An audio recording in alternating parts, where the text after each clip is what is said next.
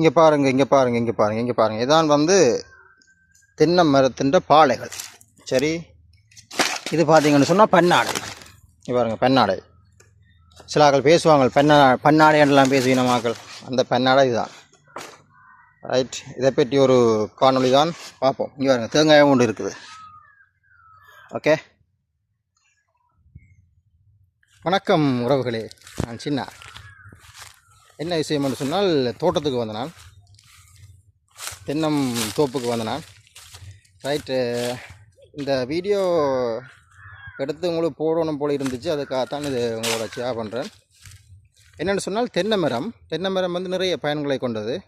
தேங்காய் மரம், அதிலிருந்து நாங்கள் தென்னை ஓலை எடுக்கலாம். இளநீர் இருக்குது. தென்னையோட பயன்பாடுகள் நிறைய இருக்குது. ரைட், இதில் மதுபானங்களும் உற்பத்தி செய்கிறார்கள். கல் அப்படி நிறைய அரக்கு நிறைய செய்கிறாங்க. ரைட், அதில் வந்து எங்களுக்கு என்னென்னு சொன்னால், இப்போ பார்த்திங்கன்னு சொன்னால் கேஸ் தட்டுப்பாடு நிலவுது, எரிவாயுக்கான தட்டுப்பாடுகள், மற்றது நிறைய விடயங்கள் உலகத்தில் வந்து சரியான டிஃபிகல்ட்டாக இருக்குது. சரி, எரிபொருட்கள் கிடைக்கிறதுல வந்து இப்போ இந்த இஸ்ரேல், அமெரிக்கா, ஈரான் போரால் வந்து கஷ்டமாக இருக்குது. ஆனாலும் எங்களுக்கு வந்து அதன் பாதிப்புகள் வந்து பெருசாக எஃபெக்ட் பண்ண மாதிரி தெரியல. ஆனால் நகரப்புறங்களில் வாழ்கிற மக்கள் வந்து சரியாக ஸ்ட்ரகிள் பண்ணுவீங்கன்ற எனக்கு தெரியும். இங்கே என்னென்னு சொன்னால், இப்படி கிராமப்புறங்களில் வந்து எங்களுக்கான தேவைகளை பூர்த்தி செய்து கொள்ளக்கூடிய வசதிகள் வந்து நிறைய இருக்குது. ரைட், நகரப்பகுதிகளில் வாழ்ந்த பிள்ளைகளும் கஷ்டப்படுவேன். நம்ம அவைக்கு அந்த விறகு அடுப்பு மற்றது அதெல்லாம் வந்து கஷ்டமாக இருக்கும். அநேகமாக நான் நினைக்கிறேன் 2K கிட்ஸுக்கு வந்து பிரச்சனையாக இருக்கும். ஓகே, 90 கிட்ஸ் இருக்கிற ஆக்களுக்கு வந்து என்ன போகிற ஆக்களுக்கு வந்து எல்லாம் ஃபெமிலியரான விஷயம்.